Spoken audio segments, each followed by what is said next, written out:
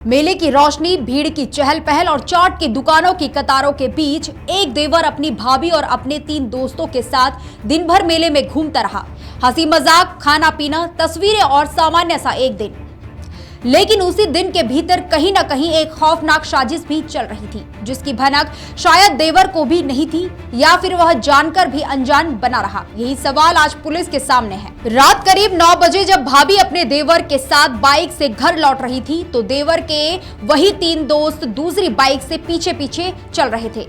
रास्ता सुनसान हुआ और यहीं से इंसानियत दम तोड़ देती है। आरोप है कि देवर के दोस्तों ने चाकू और तमंचे की नोक पर युवती के साथ सामूहिक दुष्कर्म किया। पीड़िता के मुताबिक विरोध करने पर उसे जान से मारने की धमकी दी गई और इस पूरी दरिंदगी का वीडियो भी बनाया गया। साथ ही मुंह खोलने पर वीडियो वायरल करने की भी चेतावनी दी गई। इस पूरे मामले में देवर खुद को बेबस बता रहा है। देवर का कहना है कि उसने दुष्कर्म का विरोध किया, आरोपियों को रोकने की कोशिश की, लेकिन उसे भी गोली मारने की धमकी दी गई, जिसके बाद वह डर गया और कुछ नहीं कर पाया।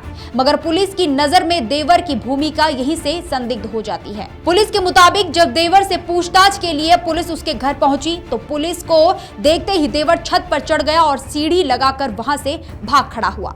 हालांकि कुछ ही देर बाद वही देवर अपनी भाभी के साथ थाने पहुंचा और शिकायत दर्ज करवाई। रुद्रपुर की रामपुर पुलिस चौकी में पीड़िता की तहरीर पर मुकदमा दर्ज किया गया और देवर को हिरासत में लेकर पूछताछ जारी है।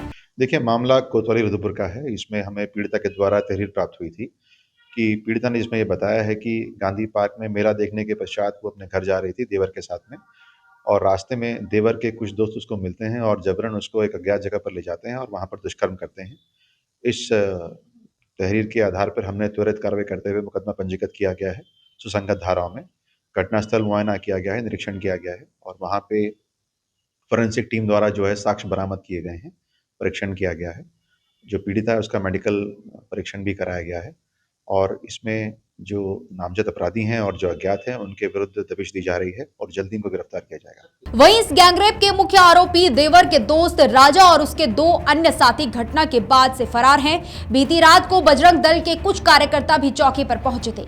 आरोपियों की तलाश में पुलिस लगातार दबिश दे रहे हैं, लेकिन सवाल यह है कि जब अपराध के तुरंत बाद आरोपी फरार हो जाते हैं, तो क्या यह कानून व्यवस्था की नाकामी नहीं है? आज सबसे बड़ा सवाल यही है कि देवर सच में डर गया था या फिर सब कुछ जानते हुए भी उसने खामोशी ओढ़ ली थी, क्योंकि कई बार अपराधी सिर्फ बाहर नहीं होते बल्कि भरोसे के दायरे के भीतर भी छिपे होते हैं। उत्तराखंड के रुद्रपुर की इस घटना ने एक बार फिर यह सोचने पर मजबूर कर दिया है कि मेले से घर लौटी महिलाएं भी सुरक्षित नहीं है, और जब अपनों की भूमिका ही संदेह के घेरे में आ जाए तो न्याय की राह और भी मुश्किल हो जाती है।